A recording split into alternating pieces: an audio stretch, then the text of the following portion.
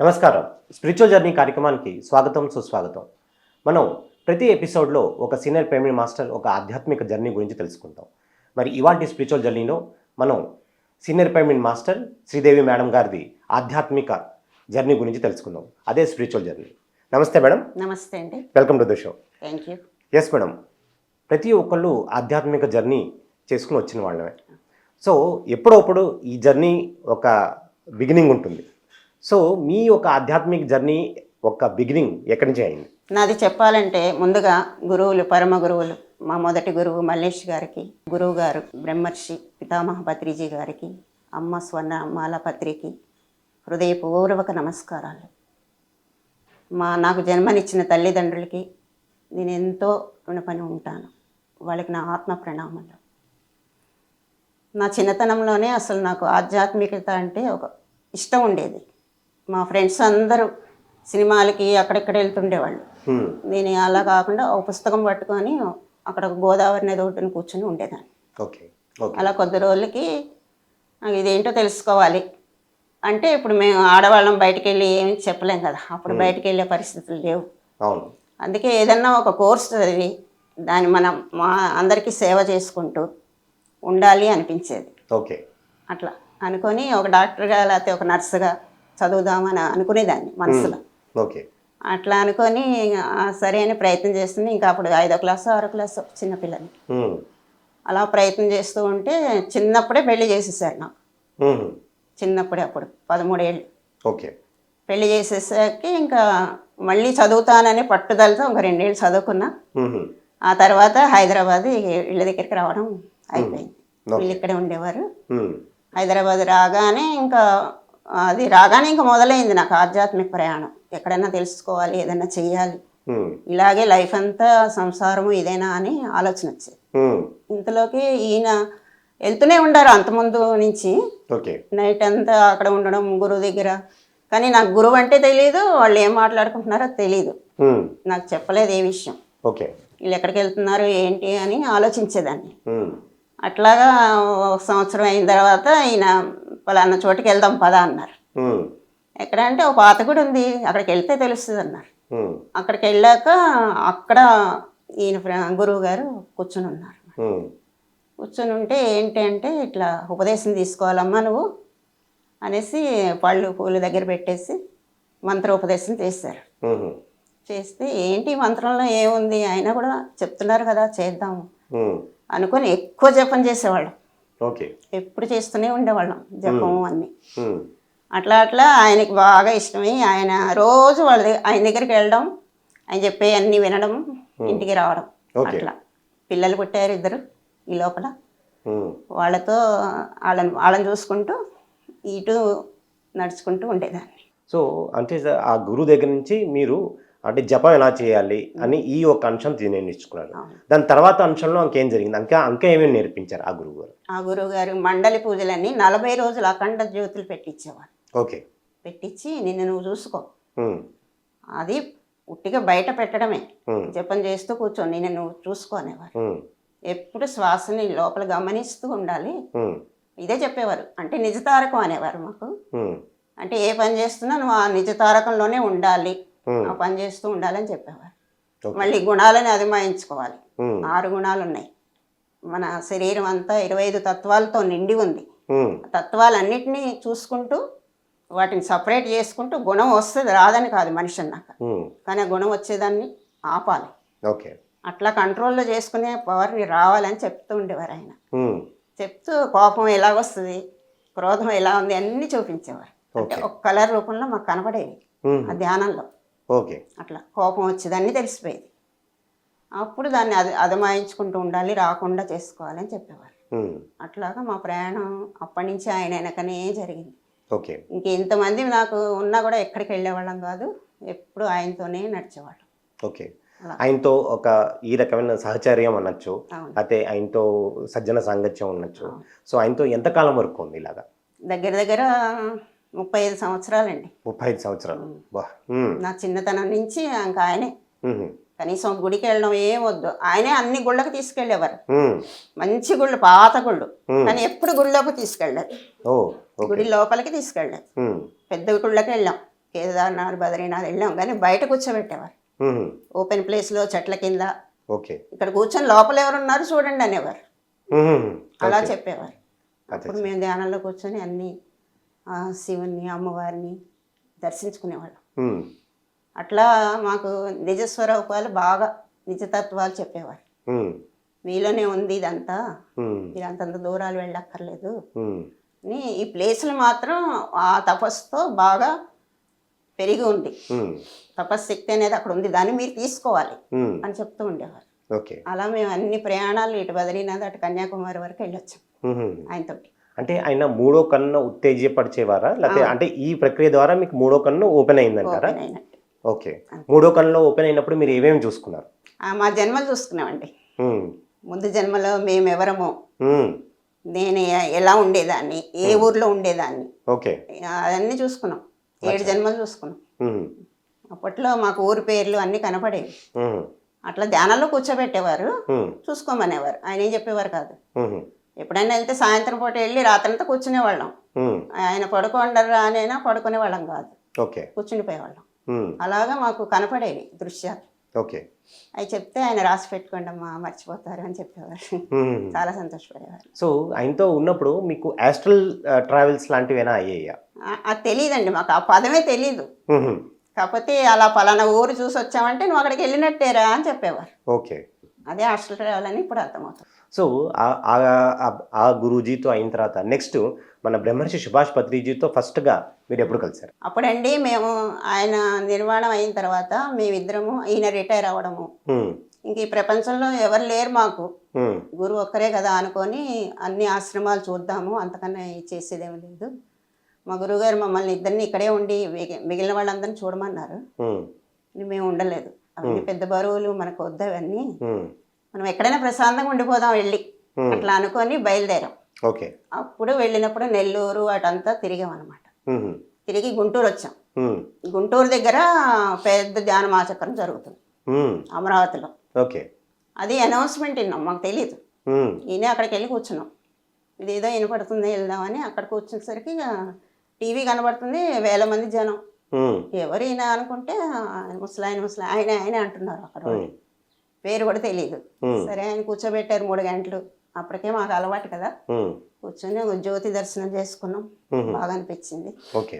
ఈ గురువుగారు ఎవరో ఇంటికి వెళ్ళాకన్నా తెలుసుకోవచ్చు అని ఇంటికి వచ్చేసాం. మ్మ్. మాకు రిజర్వేషన్లు అయిపోతాయి రాను. ఓకే. వచ్చేసాక అప్పుడు ఫోన్లు చేస్తే కృష్ణారెడ్డి గారని నేరేడుమెట్లో ఉంటారు. ఓకే. ఆయన చెప్పారు ఇక్కడ మల్కాజిల్లో ఉందమ్మా సెంటర్ అన్నారు. మ్మ్. అక్కడికి వెళ్తే అంత ఎవరు లేరు, మ్మ్. బంద్ పెట్టు. సరే అని మళ్ళీ ఇంటికి వచ్చేసి పిరమిడ్లు తయారు చేయాలని ఆలోచన వచ్చింది. ఓకే.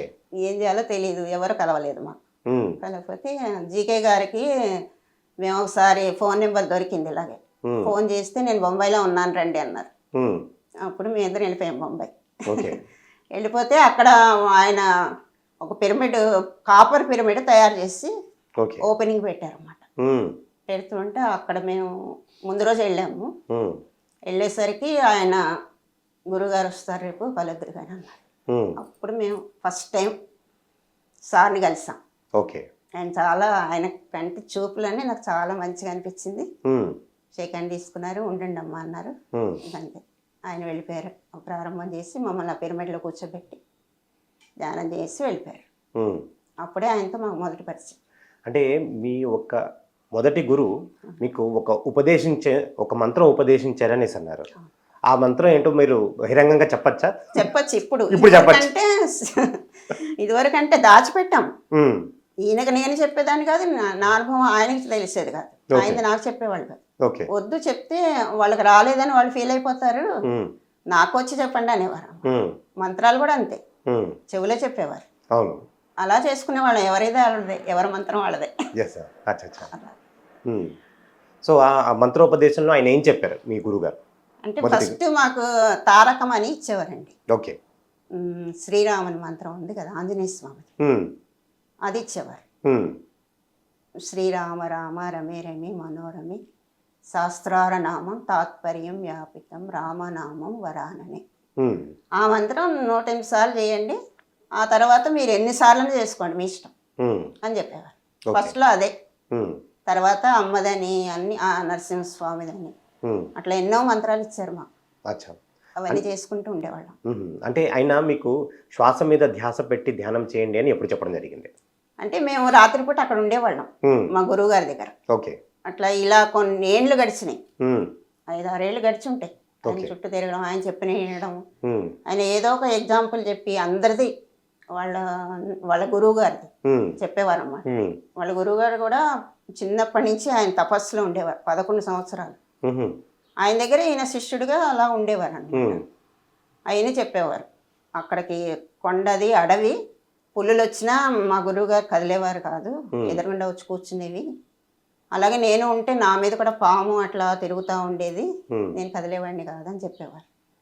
అది చూసి ఆశ్చర్యమైంది, ఎలా ఉండగలరు అలాగా మనుషులన్నా భయం లేకుండా, ఆ స్పర్శ అన్న మనకు తెలుస్తుంది కదా అని అడిగితే అప్పుడు చెప్పారు, మేము ఉండేది ఇక్కడే శ్వాస దగ్గర, దాంతో ఉండు నువ్వు కలిసి, నీకు ఏ భయం ఉండదు, అడవిలో కూడా తిరుగుతావు ఒక్కదాన్ని అని చెప్పి శ్వాసతో ఉండమ్మా అని చెప్పారు. అదే నీకు మంత్రము, ఎప్పుడు దాంతోనే ఉండు అని చెప్పేవారు. అంటే ఏ పనులు చేసుకుంటున్నా కానీ మీ శ్వాసం గమనిస్తూ ఉండాలి అని చెప్పారు. ఈ మనసు చలనం అయిపోతూ ఉంటుంది అది, అందుకే ఈ తత్వాలు నేర్పించారు మాకు. ఓకే. బోల్డ్ తత్వాలు అవన్నీ పాడుతూ వంట చేసుకుంటూ దాంతో కలిసి ఉంటూ ఉండేవాళ్ళం. ఓకే. మరి పత్రిజీతో మీరు కలిసినప్పుడు మరి ఆయనతో ఎక్కడన్నా కలవడం జరిగిందా? మరి ఆయన దగ్గర నుంచి ఏమైనా కొన్ని విషయాలన్నా నేర్చుకోవడం జరిగిందా? అంటే అంత ఫ్రీగా లేము, షేక్ హ్యాండ్ తీసుకోవడం. ఆయన అన్ని మీటింగ్లకి వెళ్ళేవాళ్ళం, తాజ్ హోటల్లో మీటింగ్ అని, ఆయన అశోక గార్డెన్స్లో ఆయన బర్త్డేలని, ఎక్కడ వినపడితే ఆయన అక్కడికి వెళ్ళేవాళ్ళం. వెళ్ళి చక్కగా ఆయన దర్శనం చేసుకునేవాళ్ళం అంతే. పర్సనల్గా మేము దగ్గరగా ఏమంత అనుభవం లేదు. 2-3 సార్లు ఈయన వెళ్ళి ఇలాగా పిరమిడ్ కట్టాలని అనిపిస్తుంది అని అంటే ఓకే అన్నారంట సార్. మేము కర్నూలులో 3 రోజులు అలా కాకుండా ధ్యానం కూర్చున్నాం. అప్పుడు పిరమిడ్ వచ్చి మా చేతిలో పెట్టారు. పెడితే ఇంకా ఇదేంటి పిరమిడ్ వస్తుంది, ఎలాగ కట్టాలి, మన ఇంట్లో కట్టాలేమో అనేసి వెళ్ళి అడిగితే చేయమన్నారు సార్. చేయమని వెంటనే ఇంకా మాకు టైం లేదు, డిసెంబర్లో అక్కడ ధ్యానమాగ చక్రం అయింది, ఇంటికి రాగానే పిరమిడ్ కట్టమని ఆన్సర్ వస్తుంది. కానీ ఎవరు కడతారు, ఎవరు ఇంజనీర్లు ఎవరు తెలియదు మాకు, ఎలా కడతారో ఏంటని ఇట్లా అనుకుంటే జీకే గారు పరిచయం అయ్యారు. ఆ జీకే గారి దగ్గరికి వెళ్ళాం, బొంబాయి వెళ్ళినప్పుడు అక్కడ కిషోర్ కలిశారు. జీకే గారు కలిసిన తర్వాత మీరు మరి ఆయన దగ్గర నుంచి ఏం నేర్చుకున్నారు పిరమిడ్ గురించి? ఆయన మాకు బాంబే కొత్తగా వెళ్ళడము, అయినా కూడా మీకు అన్ని తెలుసు కదా, వెళ్ళి క్లాసులు చెప్పండి అన్నారు. అని పలానా అడ్రస్కి వెళ్ళండి అనేవారు, ఫోన్ నెంబర్ ఇచ్చేవారు. ఎక్కడ ఎలాగో తెలియదు, అయినా వెళ్దాం, మనం గురువు గారు ఉన్నారు చెప్పారు కదా వెళ్దాం అనేసి ఆ ట్రైన్లు మారి 2-3 ట్రైన్లు మారి ఇద్దరం వెళ్ళిపోయేవాళ్ళం. సరిగ్గా వాళ్ళ ఇంటి ముందుకు వెళ్ళేవాళ్ళం. వెళ్తే వాళ్ళు రిసీవ్ చేసుకొని ఒకరోజు క్లాస్ చెప్పాము, ఇట్లా 2వ రోజు చెప్పాము, ఇంకా 3వ రోజు వెళ్ళిపోదాం అంటే కిషోర్ గారు కలిశారు. వైజాగ్ కిషోర్ పిరమిడ్ కన్స్ట్రక్షన్ చేసి ఆయన. ఆయనతో మాట్లాడాం, మాటల మీద ఇలాగ పిరమిడ్ కట్టాలనుకుంటున్నాం అంటే మీ దగ్గర ఏమున్నాయి డబ్బులు అన్నారు. ఇప్పుడైతే ఏం లేవు అనేసరికి చేతికి ఉంగరాలు ఉండేవి ఈయనకి, అవి ఇచ్చేస్తారా అంటే ఈయన తీసి ఇచ్చేసారు వెంటనే. దీంతో కట్టేస్తాను నేను వచ్చి మీ ఇంటికి అన్నారు. అనగానే ఈయన ఉంగరాలు తీసి ఇవ్వడము, జీకే గారు చూసి ఏం నీకు పిచ్చా ఇచ్చేసేయి అన్నారు. అనగానే ఆయన రిటర్న్ ఇచ్చారండి. తర్వాత మేము మర్నాడే ఇంటికి వచ్చేసాము. ఇంటికి వచ్చి ఇంకా ఆయన ఫోన్ చేశారు, ఇంటికి రానా కడతాను పిరమిడ్ అన్నారు. అంటే రండి అన్న, అప్పుడు పెద్ద వర్షాలు బాగా, ఆయన వస్తా అన్నారు కదా, అయినా సరే రండి అన్న. అనగానే వచ్చి వెంటనే స్ట్రక్చర్ వేసేసి అన్ని చేసి కట్టేశారు. ఒకసారి పెద్ద వర్షం పడి అంత కారింది, మళ్ళీ కట్టారు. అట్లా అయిపోయింది, బాగా అయిపోయింది. సో ఈ మీరు ఇంటి పైన రూఫ్ టాప్ పిరమిడ్ కట్టుకున్నారు. సో ఈ రూఫ్ టాప్ పిరమిడ్ పేరు ఏం పెట్టారు? అప్పుడు ఏం పేరు పెట్టలేదండి, సార్ని పిలుద్దామని ఈయన వెళ్ళారు. చాలా బిజీగా ఉన్నారు ఆయన, స్టేట్స్లో ఉన్నారు, ఇప్పుడు కాదయ్యా అన్నారు. అనేసరికి ఏం చేయాలో తోసల, మేమైతే ధ్యానం చేసుకుందాం పేరెందుకు ఇప్పుడు అనేసి ఇద్దరం కూర్చునే వాళ్ళం రోజు. ఆ తర్వాత కొన్ని పాంప్లెట్స్ ప్రింట్ చేయించి చుట్టుపక్కల అన్నీ ఇచ్చి వచ్చేవాళ్ళం. ఆ తర్వాత 1-2 వచ్చేవాళ్ళు, ఎక్కువ వచ్చేవాళ్ళు కాదు. అట్లా 2-3 నెలలు అయింది. అప్పుడు సార్ బర్త్డే మళ్ళీ మన ధ్యాన మహాచక్రం అది స్టార్ట్ అయ్యింది. అయిన తర్వాత అప్పుడు మళ్ళీ సార్ని కలిసి రండి అని బతిమలాడేవారు, పేరు పెట్టాలి కదా అంటే వస్తానని ఒకసారి వచ్చారు. వచ్చి ఆ రోజు ఆయన మాటలు లేవన్నమాట, మౌనంగా ఉన్నారు. మౌనంలో ఉన్నాం. మౌనంగా ఉంటే పైన పిరమిడ్లో కూర్చొని ఫ్లూట్ వాయించారు. అందరూ బోళ మంది వచ్చారు. అప్పటి నుంచి ఏదన్నా అడుగుదామంటే ఆయన మాట్లాడలేదు. ఏం బాగుంటుంది అడగడం అనేసి ఊరుకున్నాం. ఆ వెంటనే మన జీకే గారు వచ్చారు. వస్తే ఆయనే పెట్టారు పేరు, ఇట్లా అహింసా పిరమిడ్ సెంటర్ అని పెట్టండి, అహింసా పిరమిడ్ సెంటర్. ఎస్, బాగుంటుంది అన్నారు. ఇంకా అలా పెట్టేసాం. అప్పటి నుంచి బోర్డు పెట్టేసి అందరికీ పాంప్లెట్ ఇచ్చుకుంటా. ఎస్. సో ఇవాళ మనం అహింస ధ్యాన కేంద్రంలో ఉన్నాం. సో ఇక్కడ ఈ ఈ సెంటర్ పెట్టినప్పటి నుంచి ఇప్పటిదాకా మరి ఎన్ని సంవత్సరాలు అయింది మేడం? మేము 2010లో రిటైర్ అయ్యాక వెంటనే బొంబాయి వెళ్ళడము. ఓకే. నెక్స్ట్ ఇయర్ కట్టాం, 11లో కట్టాం, 2011. అప్పటి నుంచి అందరూ ఎవరో ఒకళ్ళు అన్నా వచ్చేవారు. అంతకుముందే మేము ఇక్కడ పక్కన హాల్లో చిన్న చిన్న పిరమిడ్లు తెచ్చి చెక్కవి 2x2 నేర్పించాం. అప్పటిదాకా ఎందుకు ఖాళీ కానీ చాలామంది 40 days చేసి వెళ్ళిపోయి మంచిగా తయారైన వాళ్ళు ఉన్నారు. పిరమిడ్ కట్టాక వాళ్ళే వచ్చేవారు, వాళ్ళకి నచ్చింది.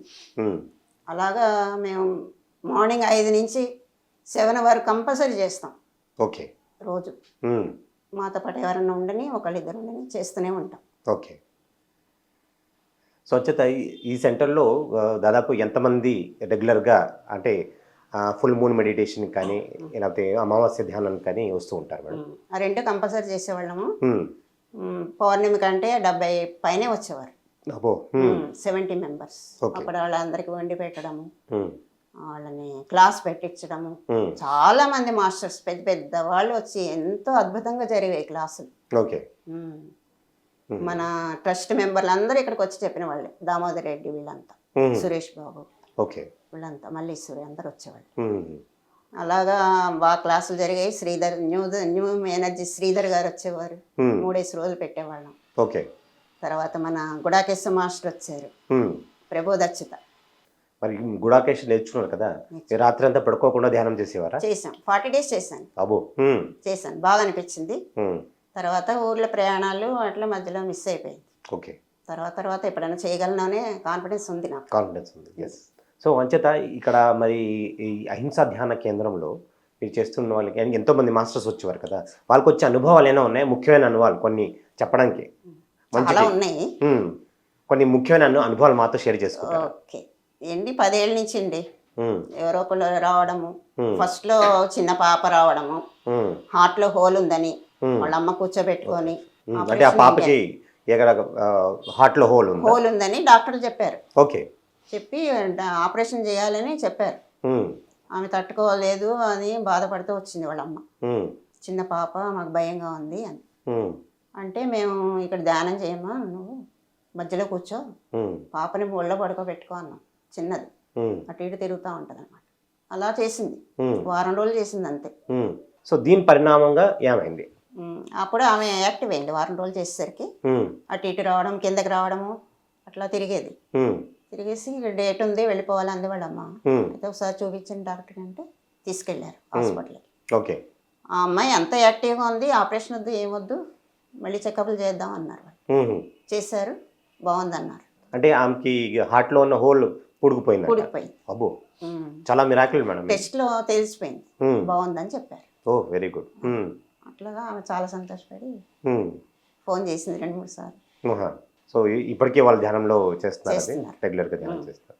సో మిగతా అనుభవాలు చెప్పండి మేడం. ఆ తర్వాత ఇంకొక పెరాలసిస్ పేషెంట్ వచ్చాడు. ఓకే. చిన్న వయసే, 2-3 పట్టుకొని తీసుకొచ్చారు.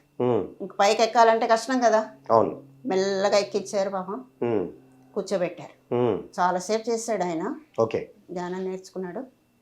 అలాగా కొద్ది రోజులు వచ్చేవాడు కష్టపడి.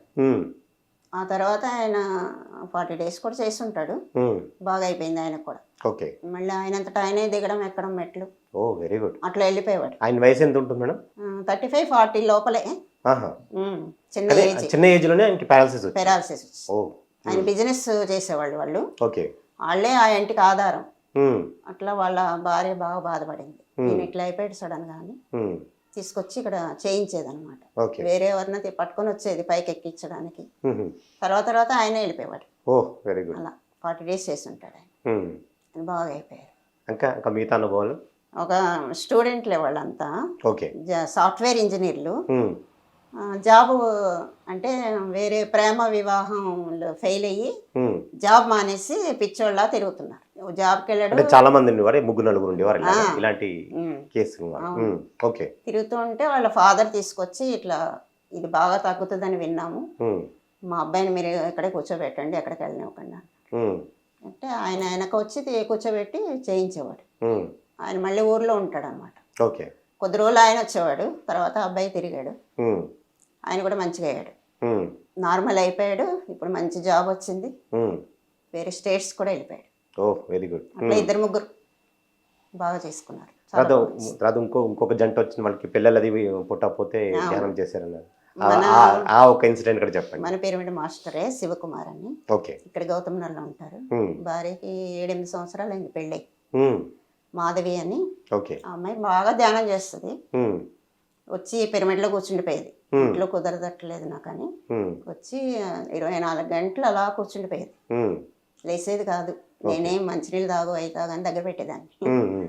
అట్లా కూర్చొని చేసుకున్నాక మళ్ళీ రిటర్న్ వెళ్ళాక డాక్టర్ దగ్గరికి వెళ్తే కన్సీవ్ అయ్యావు నువ్వు అని చెప్పేసింది.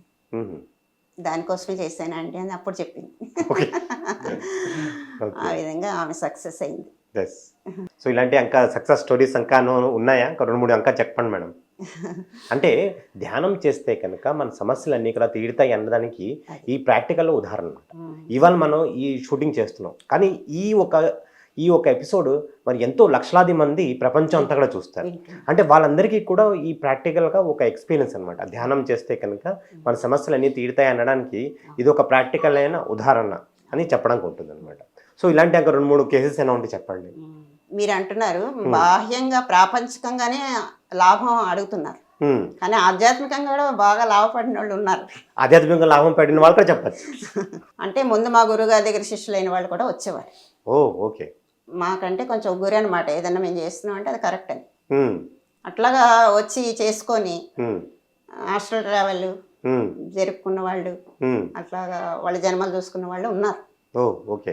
అలా కూడా జరిగినాయి 2-3 ఇన్సిడెంట్. అంటే ఇక్కడ యాస్ట్రల్ ట్రావెల్స్ జరిగినప్పుడు అంటే ఏం జరుగుతుంది? అంటే ఎలాంటి అనుభూతులు అవుతాయంటారు యాస్ట్రల్ ట్రావెల్స్ లో? అంటే వాళ్ళకి తెలియకుండా అయిపోతుంది అనమాట, శరీరం మొత్తం మర్చిపోయేవాళ్ళు. ఓకే. ఎటో వెళ్ళిపోతున్నాం, మాకేం తెలియట్లేదు అనేవాళ్ళు. అది మంచిదే అని వాళ్ళకి తెలియదు. ఇక్కడికో శరీరాన్ని వదిలి వెళ్ళడం అంటే బతికి ఉండగా అది కష్టం కదా. ఇది మంచిదే, మీరు చేయండి అనేదాన్ని నేను. అసలు ట్రావెల్ అంటే సామాన్యమైన అందరికీ రాదు ఈ అనుభవం, చేస్తూ ఉండండి ధైర్యం వస్తుంది, ఎక్కడెక్కడో ఏ లోకాల్లో చూసి వస్తుంటారు కదా, అవన్నీ చెప్పండి మాకు అనేదాన్ని. అట్లా చెప్తూ ఉంటే వాళ్ళు చేసేవాళ్ళు, బాగా చేసేవాళ్ళు. ఆ విధంగా 2-3 చేశారు. కెనడాలో ఒక అమ్మాయి ఉంది లలిత అని, అక్కడి నుంచి ఇక్కడ చూస్తూ ఉంటుంది నన్ను. ఆంటీ నువ్వు అక్కడ ఈ కలర్ చీర కట్టుకున్నావు, ఇక్కడ మంచం మీద కూర్చుని ఉన్నావు అని చెప్పేది. ఎట్లా చూసామంటే నేను హాస్టల్గా వచ్చాను అని. Very good. ఆ విధంగా తెలుసుకుందా అమ్మాయి. ఎప్పుడు నాకు ఫోన్ చేసి వెంటనే చెప్పేది, ఇట్లా చూసానండి అంటే సరేనమ్మా కరెక్టే చేసావు అనేదాన్ని, నేను బాగా చేసుకున్నావు ఇంకా తెలుసుకో అనేదాన్ని. ఆ విధంగా చాలా మంది ఉన్నారమ్మా. సో ఈ విధంగా చెప్తే ఇంకా పత్రిజీ గారు మరి ఎన్నో పుస్తకాలు చదవమని చెప్తూ ఉంటారు. మీరు ఏమేమి పుస్తకాలు చదివారు, దాంట్లో వచ్చి మంచుకి కొన్ని పుస్తకాల పేర్లు, తర్వాత ఏమేమి నేర్చుకున్నారో ఆ జ్ఞానం గురించి మాతో షేర్ చేసుకుంటారా? ధ్యాన మహాచక్రంలో మేము 2 వెళ్ళి 10 రోజులు అక్కడే ఉండేవాళ్ళం. 10 రోజులు అంటే 10 రోజులు కాదు, అంతకుముందే వెళ్ళి అక్కడ అన్ని సేవా కార్యక్రమాలు చేసేవాళ్ళం. అక్కడ ఏర్పాట్లన్నీ. అప్పుడు సార్ వచ్చి అక్కడ మాకు కలిసి వెళ్ళేవాళ్ళు. ఈయనేమో డొనేషన్స్లో అన్నీ చేసేవాళ్ళు, నేనేమో రిసెప్షన్లో ఉండేదాన్ని. అట్లా 2011 నుంచి మేము ఇప్పటి వరకు ఆ పని వదలట్లేదు. ఆ తర్వాత సారు మీటింగ్లో చెప్పిన ప్రతి బుక్ నేను కొన్నాను. Very good. అన్నీ కొన్నాను. ఆయన చెప్పడం ఏంటి అన్నీ అక్కడ తీసేసుకొని ఇంటికి వచ్చి చదివేదాన్ని. Very good. అట్లా అన్ని ఒక యోగ ఆత్మకథ, మరణం లేని మీరు, సూక్ష్మ శరీర యానం, సేతు పుస్తకాలు, మన బాలకృష్ణ చెప్పినవి అవన్నీ కొన్నాను. కొని అన్ని చదివాను. అన్ని చదివి అందరికీ ఉపయోగపడాలని ఇక్కడ పెట్టుకొని వచ్చిన వాళ్ళందరికీ ఇవ్వడం, వాళ్ళు చదివి మళ్ళీ ఇవ్వడం, అట్లా చేస్తూ ఉన్నాం. చాలా పుస్తకాలు ఉన్నాయి చెప్పాలంటే, 100 పైనే ఉంటాయి. మీరు రామ్తా పుస్తకం చదివారా? చదివాను. ఉమ్. రామ్ అంటే చాలా మంది అంటూ ఉంటారు రామ్తాలో ఏముంది అని. లుప్తంగా మాకు చెప్పగలుగుతారా? రామ్తాలో ఏం చెప్పదలుచుకున్నాడు? రామ్తా అంటే హిమాలయ యోగి ఆయన. ఓకే. హిమాలయాల్లో గురువులందరి దగ్గర ఆయన చిన్న వయసు నుంచి ఎంతో కష్టపడ్డాడు. ఓకే. వాళ్ళు పెట్టిన పరీక్షలన్నీ గెలిచాడు. ఉమ్. బయట నిలబడి ఉండమంటే అలాగే ఉండిపోయేవాడు రాత్రి పగలు. ఉమ్. అది బాగా నచ్చింది. అంత పట్టుదల అప్పుడు, ఉమ్. చిన్న వయసు కదా. ఉమ్. అట్లా చేస్తుంటే అది బాగా నచ్చింది. ఆ పుస్తకం నాకు చాలా ఇష్టం. ఉమ్. చాలా 2-3 సార్లు చదివేశాను. ఓకే. సో రామ్తా పుస్తకం నుంచి మనం ఏం నేర్చుకోవచ్చు అంటారు? అంటే పట్టుదల, శ్రద్ధ. ఏదైనా నేర్చుకోవాలంటే అది ఉండాలి. శ్రద్ధావాన్ లభతే జ్ఞానం అని ఆ టైటిల్ ఇవ్వచ్చా రామ్తాకి? జ్ఞానం కావాలంటే కష్టపడాలి, ధ్యానం చేయాలి బాగా. ఉమ్. ధ్యానం చేయాలంటే కష్టాలు ఉంటాయి, ఉన్నా వదిలేయకూడదు కదా. ఉమ్. పట్టుదలగా చేయాలి. ఉమ్. పట్టు పట్టరాదు, పట్టి విడవగా రాదు. ఉమ్. పట్టు పట్టి నేని బిగియ పట్టవలని. ఉమ్. పట్టి విడిచుకట్ట కంటే పడి చచ్చుట మేలయ్య. ఉమ్. ఈ పద్యం నాకు బాగా గుర్తుంటుంది. ఉమ్. అది అక్కడ బాగా ఉమ్. ఇన్వాల్వ్ అయింది. సో కొత్తగా వచ్చిన వాళ్ళు ధ్యానంకి వస్తూ ఉంటారు కదా, మరి వాళ్ళు మరి ధ్యానంలో ఎక్కువసేపు కూర్చోలేకపోతున్నామండి, మాకేం అనుభవాలు రావట్లేదండి, నాకు ఒళ్ళంతా నొప్పులుగా ఉందని అంటూ ఉంటారు. అంటారు. సో వాళ్ళందరికీ మరి మీరు ఇచ్చే సలహా ఏంటి? నేను చెప్తూ ఉంటాను వచ్చిన వాళ్ళకి, ఉమ్. ఫస్ట్లోనే అన్నీ కుదిరేవు. మనం ఆలు దిద్దాలంటే దిద్దుతూనే ఉండాలి, ఏబిసిడి రాయాలంటే దిద్దుతూనే ఉండాలి. ఊరికనే తొందరపడితే ఏది రాదు. ఉమ్. చేయడం వరకే మన పని. ఉమ్. ఆ తర్వాత ఫలితం ఆశించకూడదు. ఉమ్. అది కనపడాలి, ఇది కనపడాలి అనుకోవద్దని చెప్తా. ఉమ్. వస్తే వస్తుంది, కానీ మీరు కూర్చున్న దాని ఫలితం ఉంటుంది. ఉమ్. ధ్యానం చేయడం వల్ల మన లోపలికి వెళ్ళిపోతాం కదా, అవును. దానివల్ల లోపలన్నీ బాగుపడతాయి, ఉమ్. గుణాలన్నీ అదుపులోకి వస్తాయి, మార్పు వస్తుంది మనుషులు. ఎస్. అది చెప్తుంటాను నేను. ఉమ్. చూడాలి, అది చూడాలని అనొద్దు అంటాను. ఉమ్. అంటే వాళ్ళు సరేలే కూర్చుంటాం అనేవాళ్ళు, కొద్దిమంది చేసేవాళ్ళు బాగానే ఓకే. శ్రద్ధగా. ఉమ్. మరి పత్రిజీ అంటుంటారు కదా సజ్జన సాంగత్యం అని అంటూ ఉంటారు. అవును. మరి వేరే వాళ్ళ ఎక్స్పీరియన్స్ వినడం ద్వారా మనకి ఏం వచ్చే లాభం ఏంటి? లేకపోతే సజ్జన సాంగత్యం చేస్తే దానివల్ల ఉపయోగం ఏముంటుంది? సజ్జన సాంగత్యం అంటే మనం ఎంతలో ఉన్నామో అని మనకు తెలుస్తుంది కదా. ఉమ్. వాళ్ళు అడిగేదానికి మనం చెప్పగలగాలి కదా. ఉమ్. అది మనం కూడా నేర్చుకుంటాం. ఓకే. సజ్జన సాంగత్యం వల్ల వాళ్ళకి చెప్పడమే కాదు, మనం కూడా ఇంకా తెలుసుకుంటాం చాలా విషయాలు. ఉమ్. అదొకటి నాకు ఇష్టం. ఓకే. ఎప్పుడు నేర్చుకుంటూనే ఉండాలి అనిపిస్తుంది నాకు. ఉమ్. ఆ విధంగా అన్నీ తెలుసుకుంటూ ఉంటాను అందరి దగ్గర నుంచి. ఉమ్. వాళ్ళకి కొన్ని తెలుస్తాయి, నాకు కొన్ని తెలుస్తాయి. ఉమ్. అన్నీ అందరికీ తెలియవు.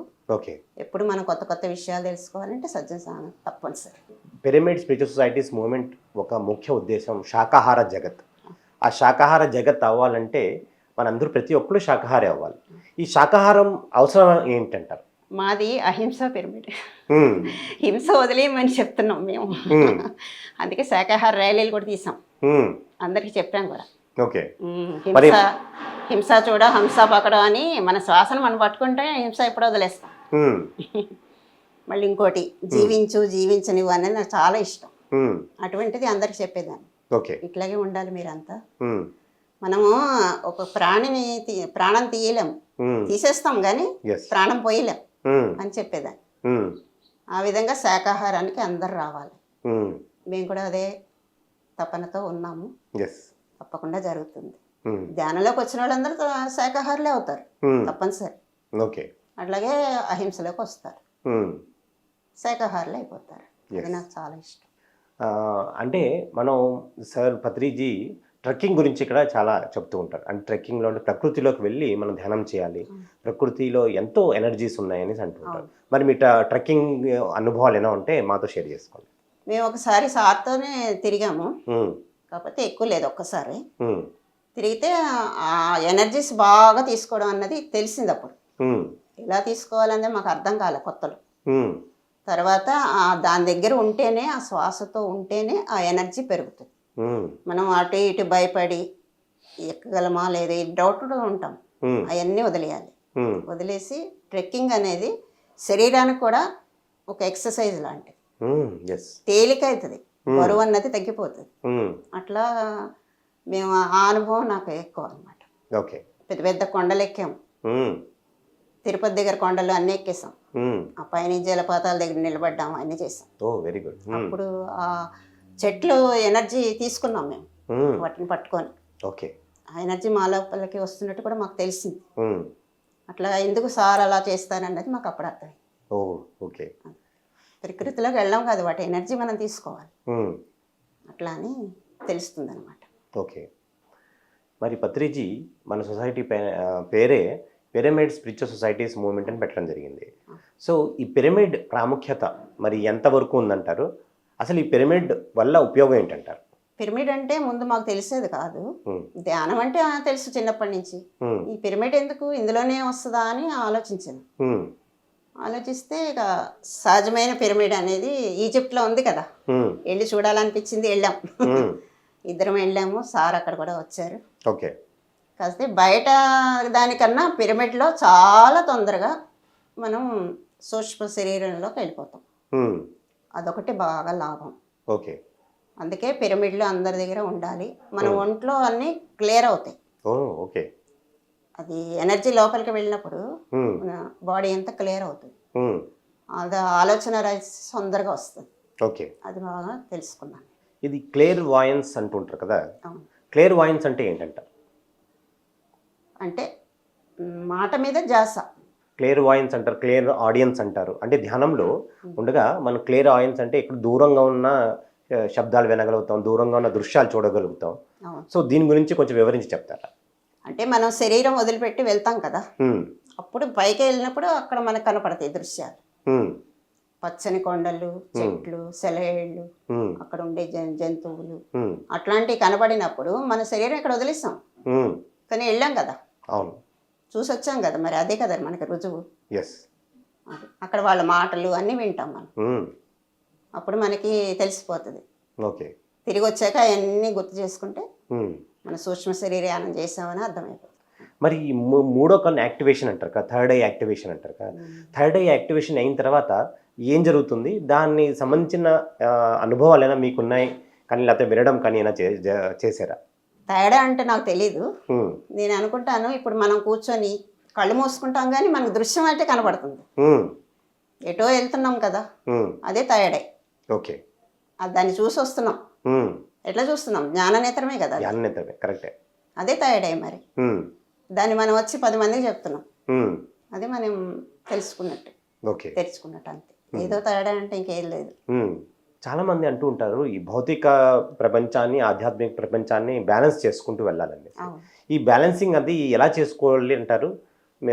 మీరేమో మరి ఆధ్యాత్మిక జీవితం భౌతిక జీవితం రెండింటిని బ్యాలెన్స్ కలిగలుపుకుంటూ మీరు ముందు సాగడం జరిగింది. సో మరి కొత్తగా వచ్చిన వాళ్ళు, లేకపోతే ధ్యానంలో 5 సంవత్సరాలు 10 సంవత్సరాలు ఉన్న వాళ్ళకి ఇక్కడ అప్పుడప్పుడు ఇలాంటి ఈ బ్యాలెన్సింగ్ చేయలేక ఇబ్బంది పడుతూ ఉంటారు. సో వాళ్ళకి మీరు ఇచ్చే సలహా ఏంటి? నేను చెప్పేది మామూలుగా మనం వచ్చింది జీవించడానికి. జీవించేటప్పుడు మనకి ఎన్నో సమస్యలు వస్తాయి. మన జీవితము ఒక సముద్రం లాంటిది. సముద్రంలో అలలు రాకుండా ఉండవు కదా, ఉంటుంది ప్రశాంతంగా. అలలు అయితే వస్తూనే ఉంటాయి, ప్రశాంతత ఉంటుంది. అలాగే మన జీవితం కూడా. అందుకే మా గురుగారు చెప్పేవారు ఎప్పుడు, అట్లాగా మీరు ఎప్పుడు నిర్మలంగా ఉండాలిరా, అలలు వస్తాయి పోతాయి, కానీ ఎప్పుడు మీరు ఆ సముద్రం మధ్యలో ఉన్నట్టు ఉండాలి మనసు ఎప్పుడును అని చెప్పేవారు. అది శ్వాస ద్వారానే మనకు సాధ్యమవుతుంది, ఇంక వేరే ఏమీ లేదు. ధ్యానమే దానికి ముఖ్యం. దాన్ని పెంచుకుంటూ పోయామనుకోండి, చక్కగా మనకి ఏ కష్టం వచ్చినా తట్టుకునే శక్తి వస్తుంది. మేము ఏదో మంచిగా ధ్యానం చేసుకుంటున్నాం, మా కష్టాలు రావు అన్నది లేదు ఇక్కడ, ఇంకెక్కువ అవుతాయి. నేను స్వయంగా అనుభవిస్తున్నాను. ఈయనకి ఎట్లా అయిపోవడం, ఇంత కష్టపడి ఇంత పిరమిడ్ కట్టి ఇంతమందికి ధ్యానం ఇట్లా అవ్వడం, మాకు ఫస్ట్లో అందరూ అనేవారు మీకే ఎలాగొస్తే మేము ఎలాగా అనేసి. నార్మల్ మనుషులు మాకేంటంటే, నేను చెప్పేదాన్ని అది సర్వసామాన్యము, ప్రతి ఒక్కరికి శరీరం ఉన్నప్పుడు అవన్నీ అనుభవించాలి, అనుభవించకపోతే మళ్ళీ తిరిగి రావాలి. ఎన్ని ఎందుకు వద్దు, ఇప్పుడే అనుభవించాలి, అందుకనే ఎక్కువ వస్తుంటాయి అని చెప్పేదాన్ని. అట్లా ఎప్పుడు నవ్వుతూనే ఎదుర్కొనేదాన్ని అన్ని. నేను ఎప్పుడు బాధపడలేదు, ఆత్మస్థైర్యం అనేది బాగా పెరిగింది. అట్లా ఏ కష్టం వచ్చినా ఎదుర్కొనే శక్తి వస్తుంది ధ్యానం వల్ల.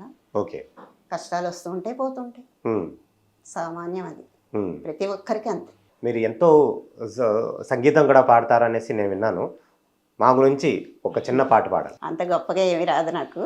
మా గురుగారి పాటలన్నీ నేర్పించారు, తత్వాలు ఇవి. తత్వాలు పాడుతూ ఉంటేనే మనసు నిలకడగా ఉంటుందని చెప్పేవారు. అందుకనే మేము ప్రతి నెల సత్సంగం చేసేవాళ్ళం, తత్వాలు పాడుకునేవాళ్ళం. అందుకే మాకు నోటి మీద వచ్చేసాయి. ఒక తత్వం మా గురించి పాడండి. కాశీకి పోవలెనా తీర్థము మోసుకరావలెనా, కాశీ తీర్థము కన్నులయున్నది, బేసి కన్ను శివ కాశిగయున్నది, కాశీకి పోవలెనా తీర్థము మోసుకరావలెనా, అంగము లోపలను కుండలి సంగము దాపునను, అంగము లోపలను కుండలి సంగము దాపునను, గంగా యమునా పొంగుచు పారగా రంగుగా నడుమను లింగముండగా, కాశీకి పోవలెనా తీర్థము మోసుకరావలెనా, కోన పైనగాను తీర్థపు వాన కురియగాను, మేను మరచి నీవు కానక తిరిగివు, లోన వెలికి శివ ధ్యానము చేయక, కాశీకి పోవలెనా తీర్థము మోసుకరావలెనా,